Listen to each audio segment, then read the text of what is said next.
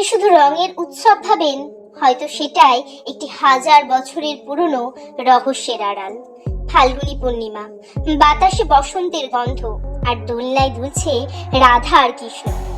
বৈষ্ণব বিশ্বাস বলে এই দিনে বৃন্দাবনে কৃষ্ণ রাধা ও গোপিনীদের সঙ্গে আবিরে রঙে মেতেছিলেন। কিন্তু প্রশ্ন হলো, এই রং কি শুধু আনন্দের, নাকি এটি আত্মার সঙ্গে আত্মার মিলনের প্রতীক? দোলনায় শুধু মূর্তি দোলে না, দোলে মানুষের বিশ্বাস। কিন্তু আনন্দের আগে আগুন কেন জ্বলে? রাক্ষসরাজ হিরণ্যকশিপু নিজের ছেলেকেই হত্যা করতে চেয়েছিলেন, কারণ সে ঈশ্বরকে ভয় পেত না, ভরসা করত।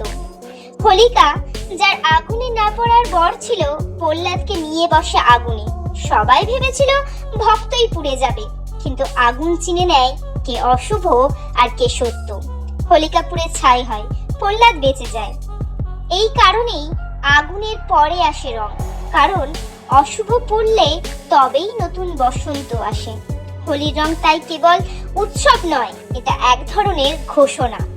সত্য ধ্বংস হয় না, বিশ্বাস পুড়ে যায় না। হয়তো তাই হোলি আমাদের শুধু রাঙায় না, ভেতর থেকে বদলে দেয়। আপনি কি কখনো এইভাবে ভেবে দেখেছেন?